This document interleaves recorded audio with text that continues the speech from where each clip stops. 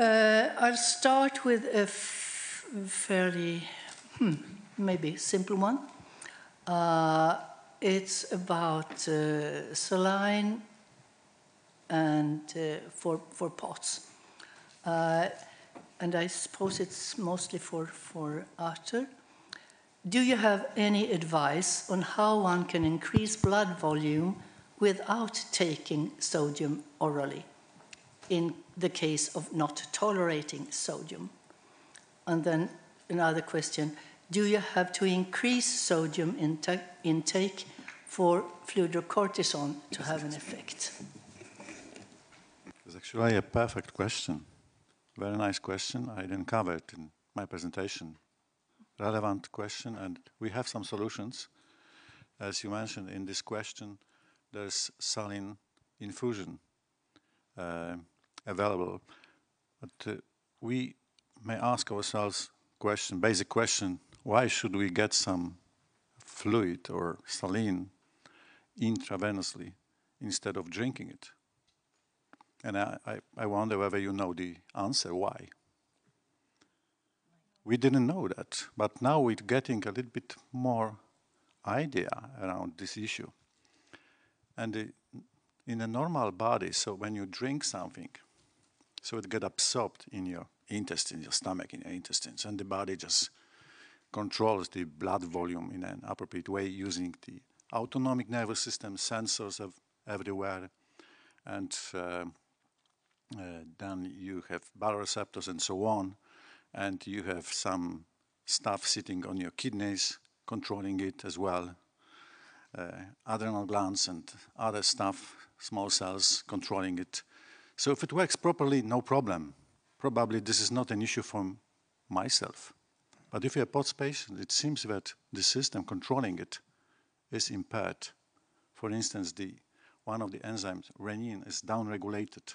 Even if you have low blood volume, the renin activity is downregulated in POTS patients. So even if you drink a lot of water, it doesn't help, because body doesn't know that you have to keep this in your vessels. The body is confused, doesn't know. It just you get washed away. So the only way to override this impaired system is to put the fluid directly inside your veins. And then it works until this stupid system starts getting rid of it again, thinking that this is too much. And we know from another, this is not published study, this is not mine, I just reviewed the study, it's going to be published. Fantastic study performed in Vanderbilt. And using different technologies, they confirmed that body of a POTS patient have around 20% blood volume deficit. It's not, you cannot see it from the outside. So now, fludrocortisone, midodrine, salt, all of this may override this problem to some degree. But if it gets really tough, then it will not help you. This will not reinstate the normal situation in your body. That's why this is so good, it gets 1 liter. This deficit is between 500 milliliter, 1 liter in every POTS patient, around, calculated. So if you get it from the outside, you get better. The problem is the intravenous line. It gets infected very easily.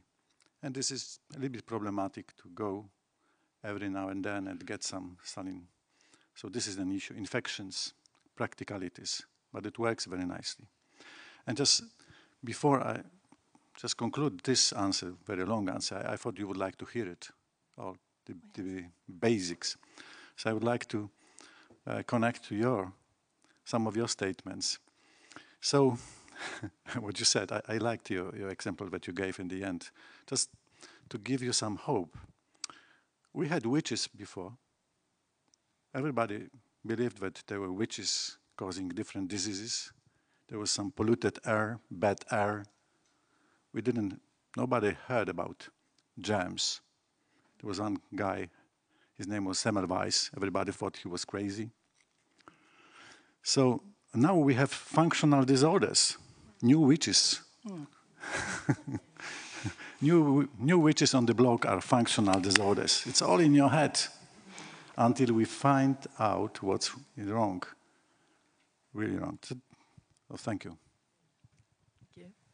There was another question with... Kerstin, may I just add, Yeah. well, thank you for alluding to my comment there, but I'm just thinking, Arthur, have you seen, would antidiuretics be an option, you think? Rather not, because you just get rid of your blood volume. So it's not, some people get swollen ankles and on standing, they get swollen. They want to have, some patients they want to have diuretics just to get rid of it. The problem is that this blood volume is wrongly disposed in your body, stored in a wrong way, in a wrong place. So it will not help, in my opinion. There was a second question about the combination of fluid cortisol and saline, if that's necessary. It might work, but we don't do it either or. Then you have to control electrolytes as well. This is very important. You may get hypokalemia, hyponatremia, and other complications. So, no, we don't do it. But some patients just continue treatment with fludrocortisone, and they get it as an add-on saline, and it works for some. Thank you. Should we have the audience?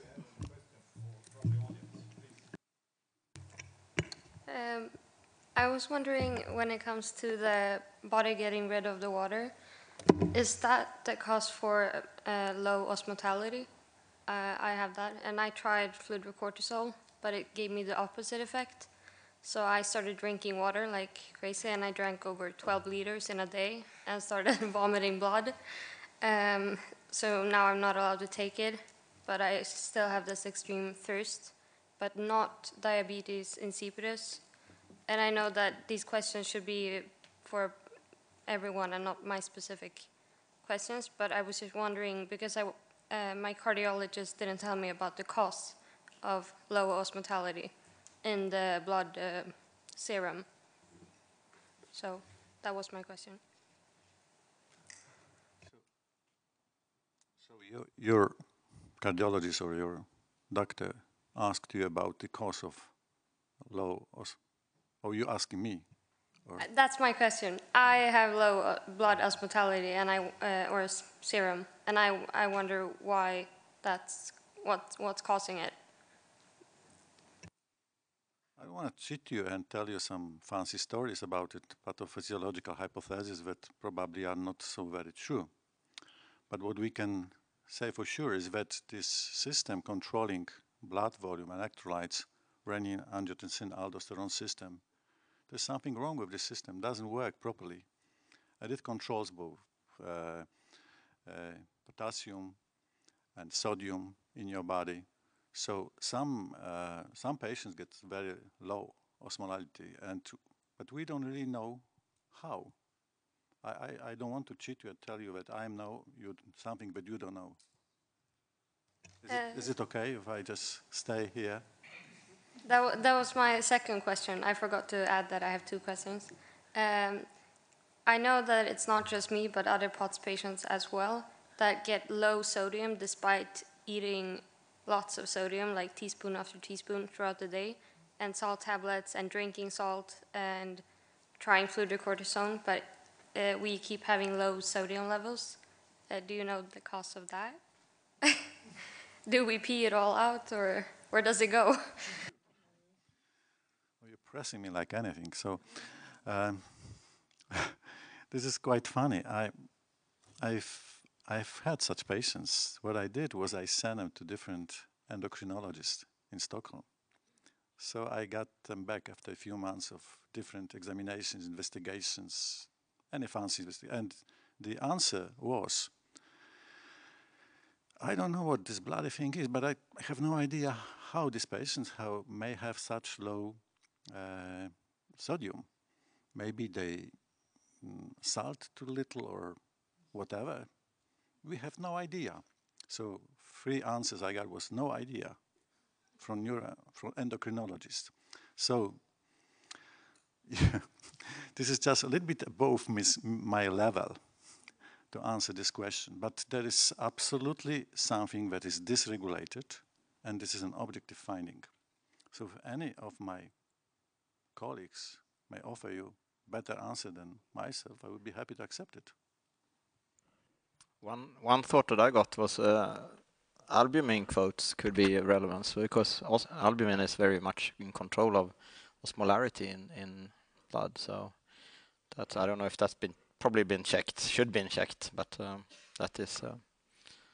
Usually we perform a very detailed panel of different tests, and including albumin, all other electrolytes, magnesium as well, and calcium, and chloride. So what we don't find so much, or they are just borderline changes in the concentrations. So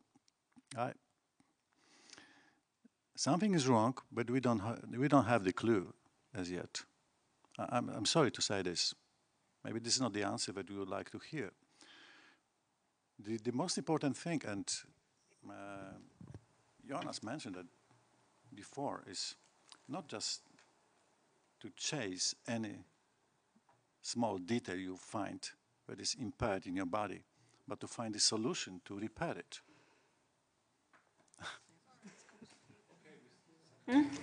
Can I just make a reflection on that one?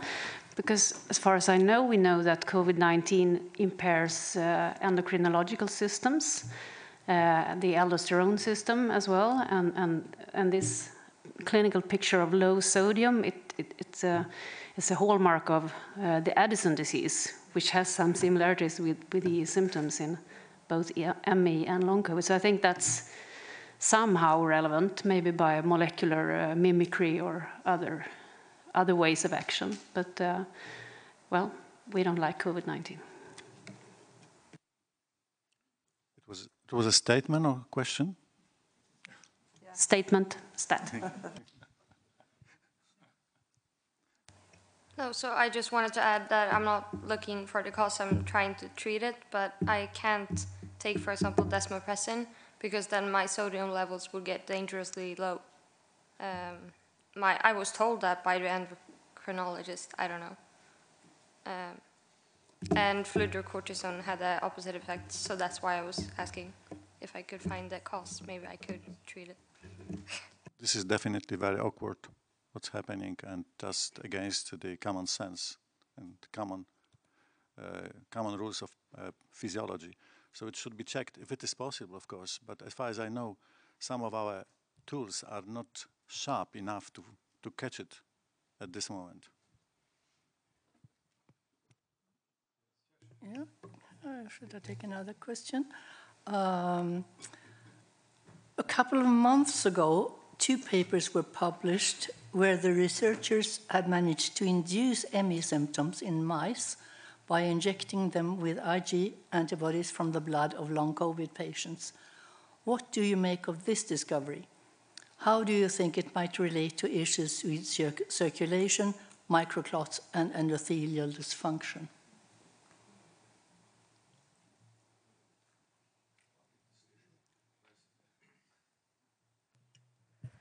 I think thanks. Can you hear me now? I think that I know about that paper. It's very interesting. And the short answer is we don't know the exact mechanisms, but we do understand that, and we think that if you inject animals with these type of injectables, that you can trigger it, and it's actually could be a very good model to try to understand what is happening in the body. And the only explanation that we might have for that is that perhaps spike protein was also induced or added into the model, and that might be the reason for what we see. But more than that, we simply don't know.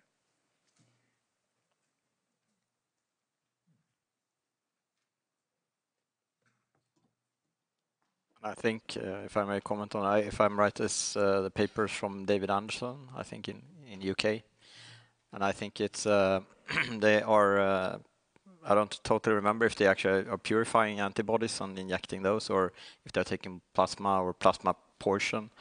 And of course, there could be other soluble factors that are inducing ME-like feature in animal models. So quite complicated, I would say, to understand. If you take LPS, which is a lipopolysaccharide, it's a well-known molecule. You can use that to induce fatigue in animal models, for instance, and it's an inflammatory activator. Could be the similar mechanism, maybe.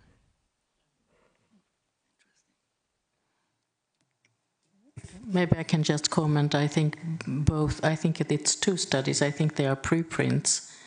I don't think they have been published yet, so I have to be a bit cautious.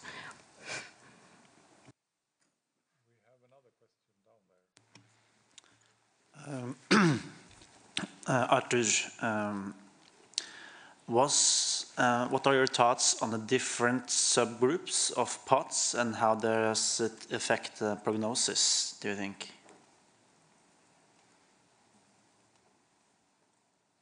This is another good question that I did not cover in the presentation because of time limits. So the question was, I'm not sure whether you heard about what the question was. So the question was whether there are different groups in POTS and whether it affects the long-term prognosis.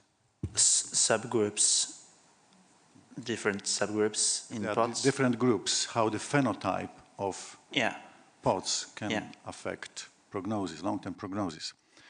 So as far as I know, so there are two distinct phenotypes.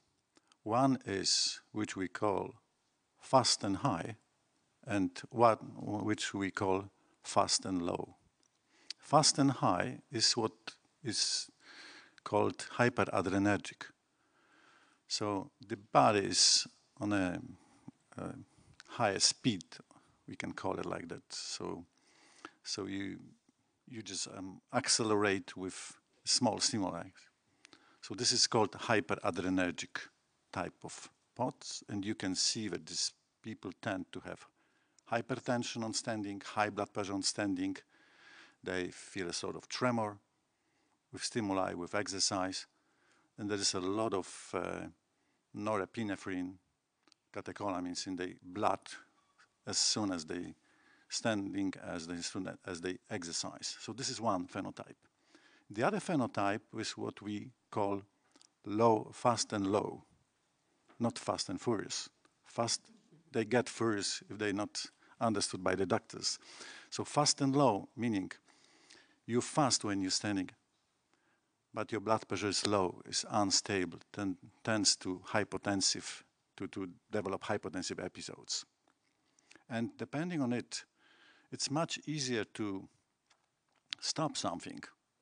So hyperadrenergic patients, they can be easily treated by beta blockers. They respond very nicely to it by ibabradine. They don't need so much blood volume support, midodrine, fludrocortisone, and blood volume is quite okay. They are just hyperactivated.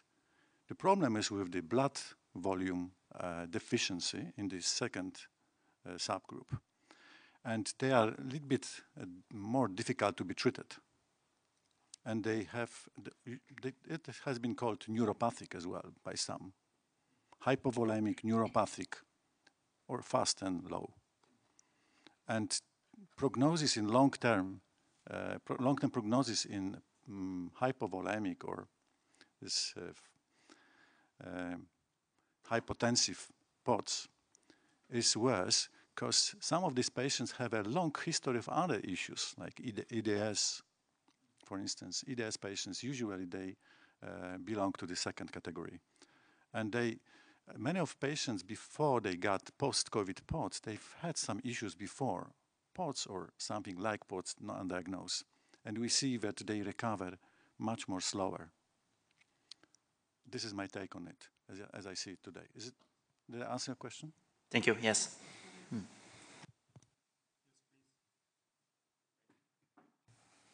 Hello? Yes.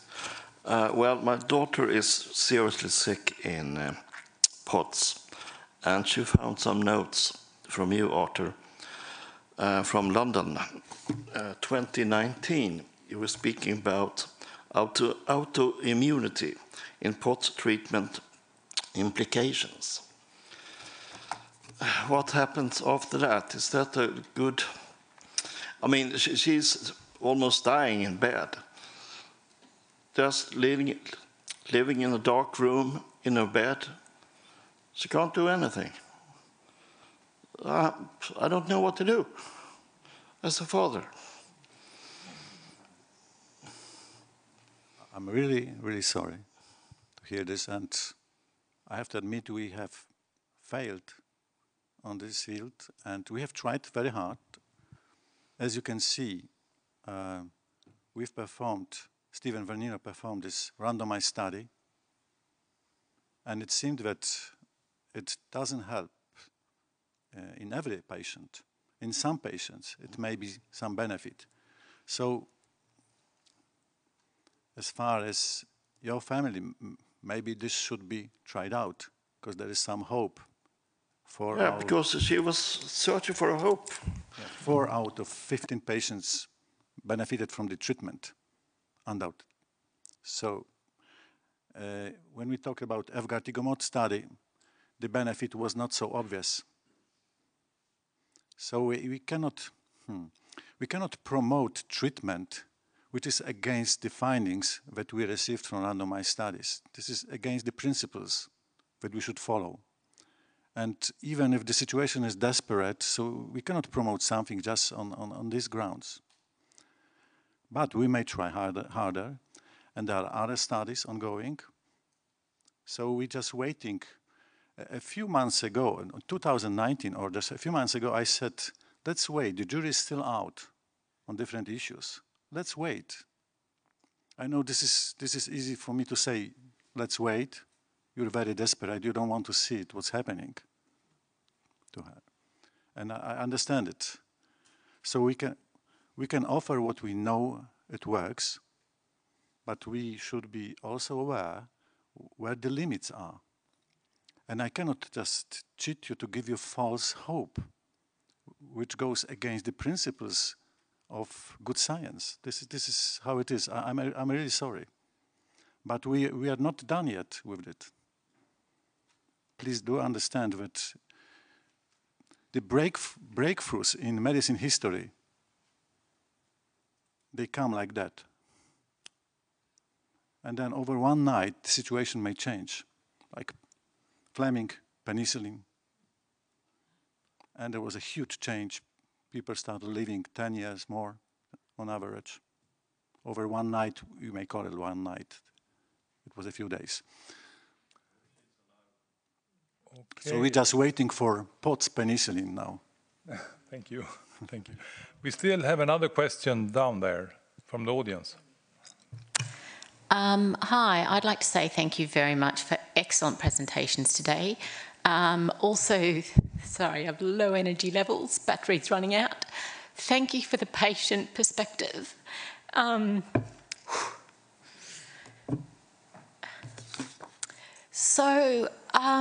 Yes, lots of advancements. What would be your recommendations for healthcare workers, our primärvården, so doctors, for us sitting here who might be affected? If we do, how do we know whether we have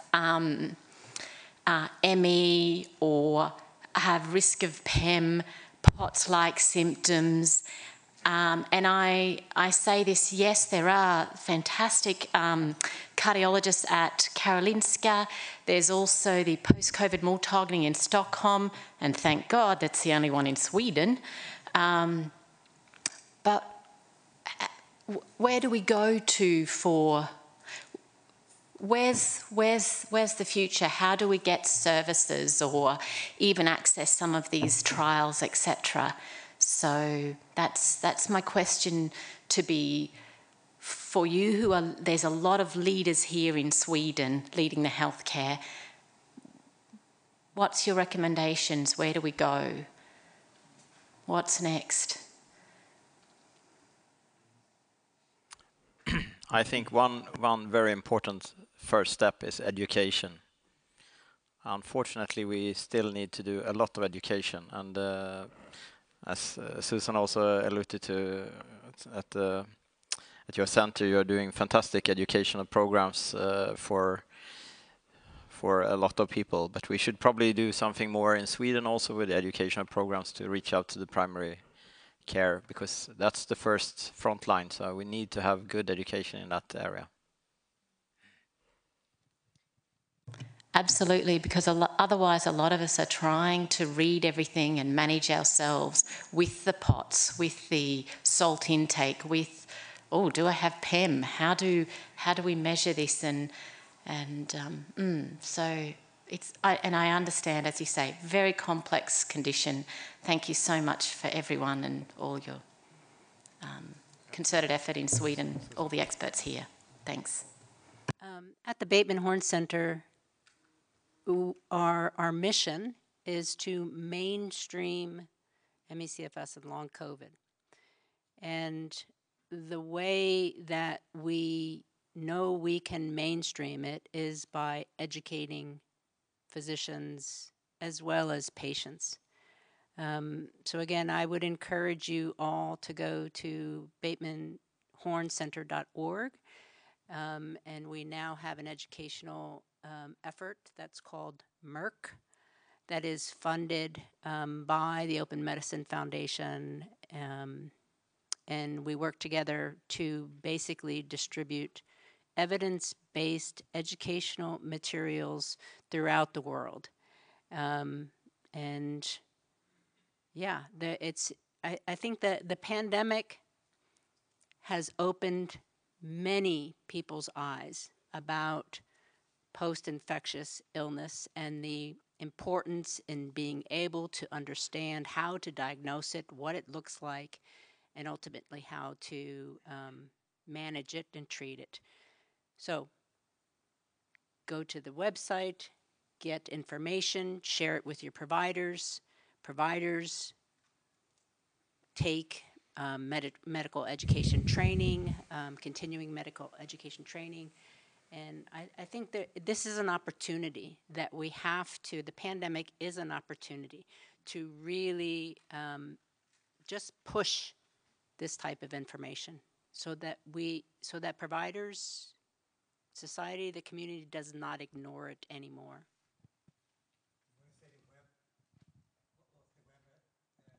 Bateman Horne Center, so BATEHORNE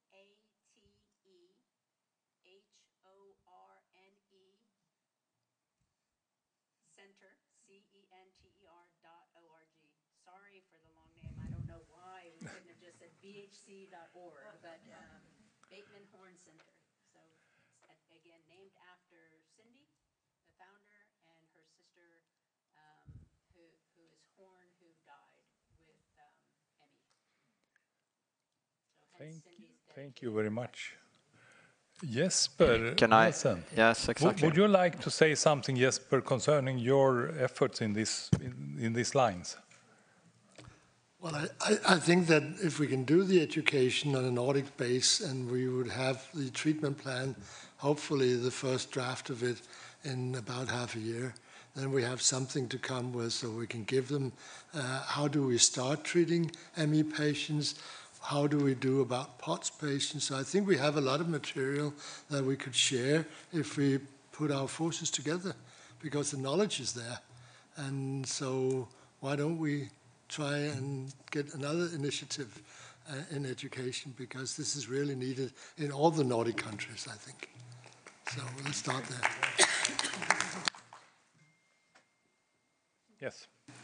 Yes, Judith Brockfeld. I think we need to do also other things in education, because we have been trying to educate without much success among primary care physicians. And also our policy makers, the Board of Health and Welfare, has issued a very flawed guideline for post-infectious disorders. So I think we, in the healthcare system, need to be advocates and actually work tirelessly also with our third or fourth mission at the university hospital in the media, and to actually influence our policymakers, because that's where things happen. And I think that we should go for a health economy as a very heavy tool to show what this costs for the individual and for society not doing anything. I mean, EMI has been around for a long time, long COVID. We are now more than 4.5 years into the pandemic. I think it's just, it's terrible that we are still in this situation without care for the patients. That is my statement. But then I have another question regarding treatment, and I was wondering regarding vagal nerve stimulation. What is the discussion at the moment? Because I know we discussed that a lot initially when long COVID appeared. And there are good devices, also not invasive devices that can be used. Any trials ongoing or planned? We have a vagal nerve specialist, Peder Olofsson, at KI, and he has they published a study in Crohn's disease, where they actually treated the therapy refractory cases with Crohn's. It's an inflammatory bowel disease, and they actually, with vagal stimulation, they managed to reduce inflammation, both objectively in the bowel, but also symptoms. So I think that would be an interesting option to pursue in post-infectious disorders, autonomic dysfunction, and so forth. Was it a statement or a question? No, the last thing was not a statement, it was a question. If you ask me personally, we are planning such a study. My take on it is that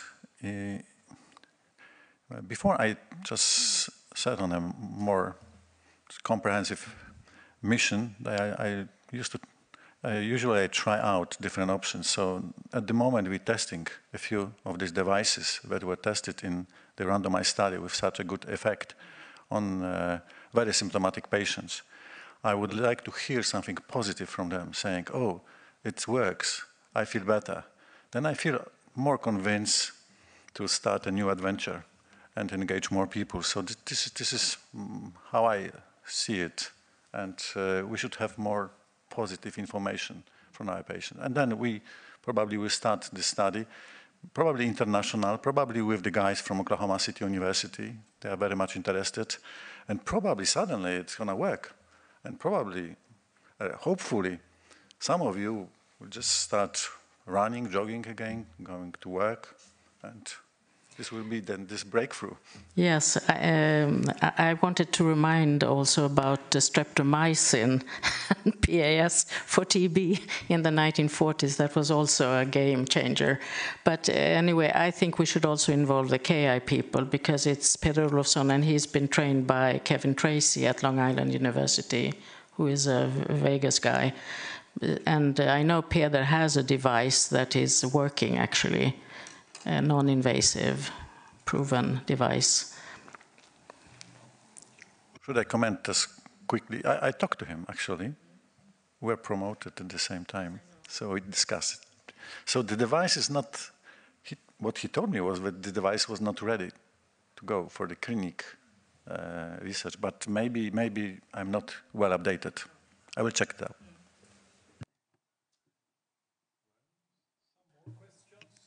Not really a question, but a statement and an answer to Jonas' suggestion that we need to educate people, we need to educate politicians and so on. I'm sorry to say that I think we have to hunt the witches now. There are people promoting functional disorders in a very aggressive way and sometimes subversively. And I've discussed with some politicians saying that you have to go to the general public to raise awareness that this is not fair. And when you have the public, the pressure from the public, then the politicians, the economists, and the decision makers in the healthcare have to do something. But witch hunt, I'm sorry to say it, but I think that's true. Thank you, Kerstin. Another question in the middle there. I'm only a mother, not educated as all of you, but I'm second generation of, I guess, POTS and ME. She's the third, and my father was the first. And something I was wondering about, which I've seen in all three of us, is problems with the gut and inflammatories. And I was thinking, can it not be the opposite? Instead of the head sending signals to the stomach, it's the stomach sending signals to the brain because of horses.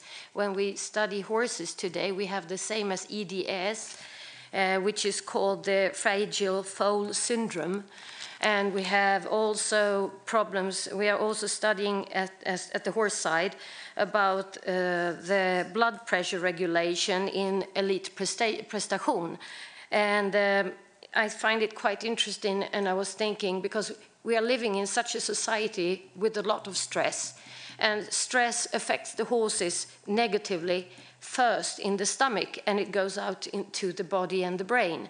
And isn't it the same here? And what can we do about the gut? Are we actually, my family, us, are we having the wrong genes? You know, you're thinking, because I would love to have a fourth generation, but I want to know that we are a good breeding stock. If we're not, it's better to stop it, you know. It's just a joke, but I think you get it about the gut. Yeah, maybe I can comment a bit. I love that you allude to horses, of course, since I'm Inspector Equitandi in Uppsala, that's head of the riding department at Uppsala University also, on the side. But and we do research on horses also, and training and performance, and actually see inflammatory reactions, as you just alluded to, in the gut of the horses when they are overtrained, or if they are not performing well, we can tie that to the gut. But there has been a lot of studies actually done on ME patients, and also now on COVID, long COVID patients, on the gut microbiome.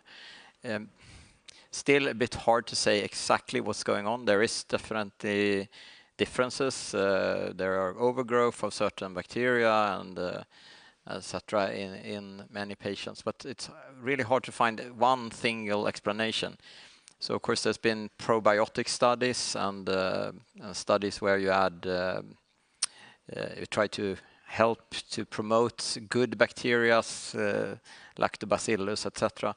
And it seemed to work for a while, short while, but as soon as you stop treating, you revert back to your old microbiome gut flora again. So it seems like you have something, or we have something in our genes potentially, or in our microenvironments that sort of promote good or bad microflora. So definitely gut-brain axis is super important and very interesting, but also extremely complicated to follow. Maybe I can just comment. There was also a very interesting study published from Penn University regarding serotonin levels. The gut neural reflex, where it was hypothesized that viral residues in the gut could trigger tryptophan consumption and then reduce serotonin levels, and could also explain dysautonomia. They sort of managed to get everything into one size-fits-all publication, but that was very interesting. And the gut is absolutely, I think, very important for other diseases, inflammatory diseases. And a clear majority of serotonin is produced in the gut, actually, not in the brain. So yes, and that was what they could show. Yeah. That yeah. We published a paper for those who are super interested in kynurenine or tryptophan metabolism. We just published a paper on ME patients, and we see a disturbed system there on tryptophan metabolism, basically, and some other markers also. Kynureninic acid or Kynureninic acid and etc. Yeah. So. I can perhaps also just add, platelets are in circulation, are carriers of serotonin. That's seems to be the place in. Sorry, can you hear me now? Platelets in your circulation are significant carriers of serotonin outside the brain, because we have seen so many of the long COVID patients as well as CFS patients with damaged platelets or hyperactivated platelets. We also think that the platelets do not carry enough serotonin, and that might relate to a dysregulation from the gut via the circulatory organs, the blood, into the brain. How exactly it's interconnected, we're still not sure. But it's interesting that platelets are so damaged, they will definitely not be able to carry sufficient serotonin. Okay, thank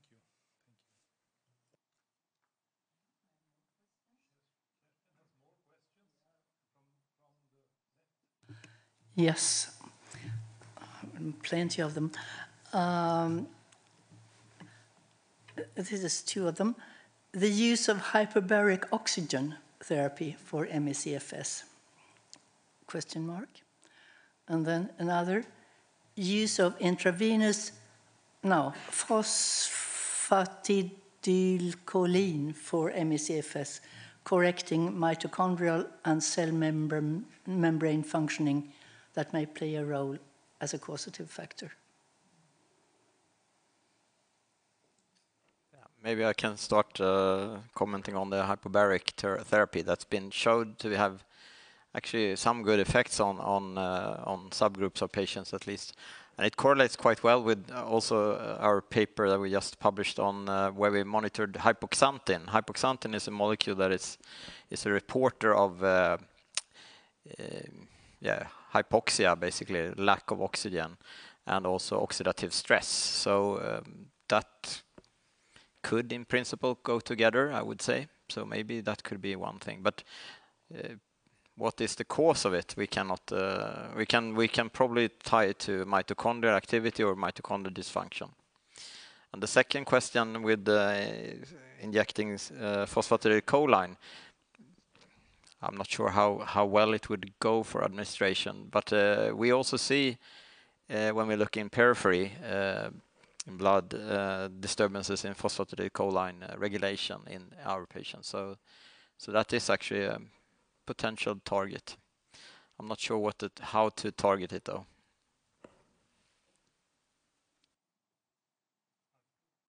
I just want to comment upon it. As far as I know, I'm not 100% sure, but this hyperbaric stuff treatment didn't show intergroup difference in preliminary results. Maybe you know maybe more on this, but this was not very much spectacular, the difference. No, it was about 70 participants. We conducted a study. Anders Kjellberg, anesthesiologist and the head of the hyperbaric unit, is the PI. And there were about 70 participants. There was no significant difference between sham treatment and hyperbaric treatment in long COVID. However, there is a trend, as we say, towards significance between male and females, so a larger effect in females. But it's a very small material, so I mean, there's probably a lack of power as well, I would think. It's not the easiest treatment to undergo. You have to get to the chamber, you have to lie there several times a week, so it's It's, but regarding adverse events, there were some adverse events regarding oxygen. If you were a bit sensitive to the oxygen levels with cough, but it's submitted, so it's under revision at the moment.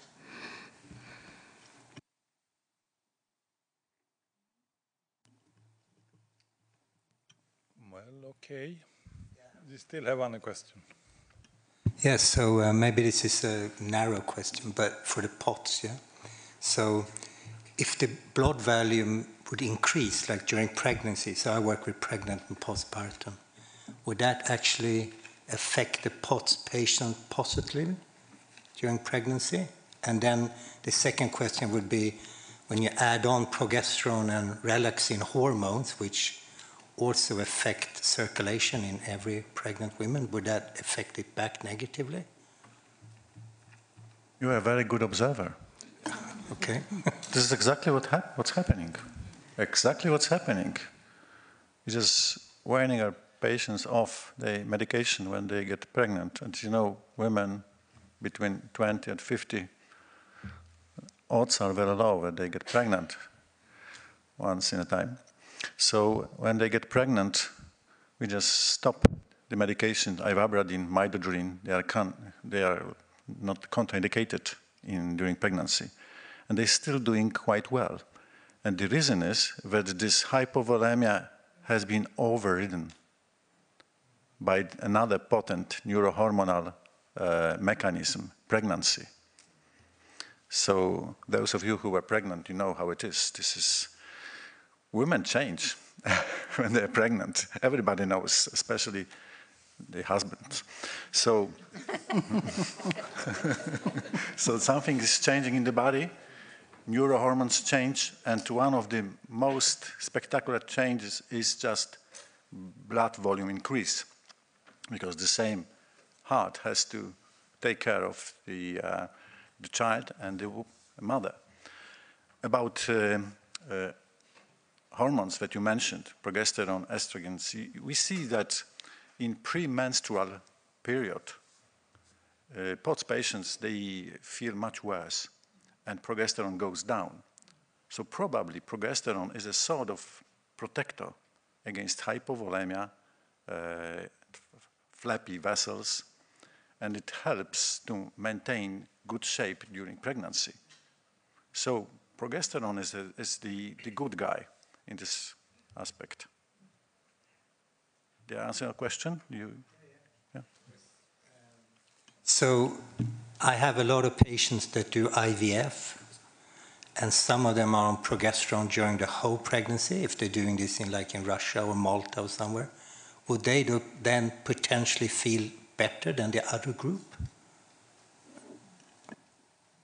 So I can just confirm it. This is in agreement with my expectation.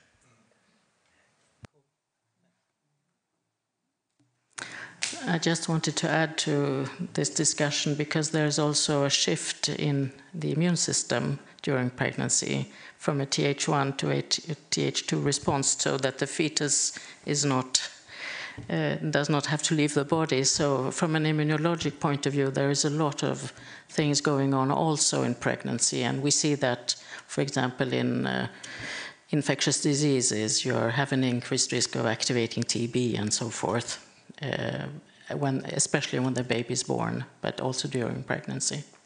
There is only one problem with this therapy form. It is very temporary. Yes, but you can repeat it. Be my guest. Yes, I have nothing against. I think the fathers. I can prescribe pregnancy every 12 months, if you wish. Yes, we are spårar ur. Yes, it's getting late. Well, time is running away, and I think we have time for one or two further questions, only because we are supposed to stop at 16:30. Should we start there? Yeah. I was just going to comment on the pregnancy thing.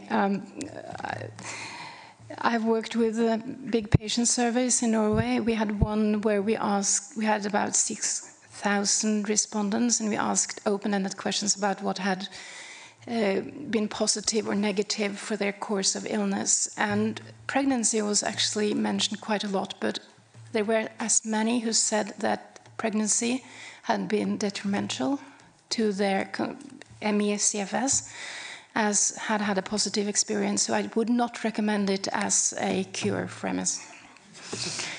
It was a joke, of course. I was trying to just make it, but you should remember, I mean, just to being serious about pregnancy, you should remember the space that should be taken care of in the body increases. Then you have pressure on your venous system. The venous return is compromised. Someone talked about venous return, cardiac filling. This is also compromised. So the balance may be quite different. And let's say 70% gets better and 20% gets worse, actually. We see it too. Okay, yes, please, Jesper.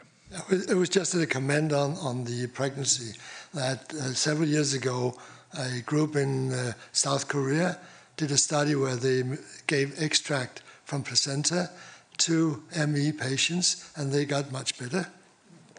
And we think that this has been isolated as the pre-implantation factor, which is secreted by the fetus, the embryo when it's implanted. And it's actually being produced. And I have a protocol sent into the company to see if we can try this, because this you can keep on giving. And I know one of my patients, she had her placenta freeze-dried, put into capsules, and ate that. And she was totally without symptoms for at least the past 2-3 years. So there must be something in there that works. We don't know yet, but we'll look for it. One last question. On this note of pregnancy and female and hormones, etc., changing during pregnancy, given that females are overrepresented in the ME and long COVID group, is there research or possibilities, or is things happening in that area of, are there hormone, that type of thing that could, placenta or other hormones that are easily accessible that are being trialled, or possibilities? So on the topic of hormones, there was a paper just published last week. I think it's from Karolinska on looking at estrogen replacement therapy in people who are going through a transition period. And so they found some very interesting findings about the effects. And this is in a long COVID population who are going through transition. It's published in Nature last week. Petra? Yes, yes. So yes, very interesting finding that really does point to the importance of hormones, particularly estrogen, in moderating some of these symptoms. Well, okay. As conclusion, I would like to thank all the speakers for their presentations, for answering questions, and for speculation, and for humor, and so on. And I would also like to thank all participants here in the room, but also all those who are following us at home, which we had at least 500 registered participants on the net. So thank you very much, and we are looking forward to have a new conference next year with more exciting presentations. Still another time, thank you very much, and have a good Sabbath.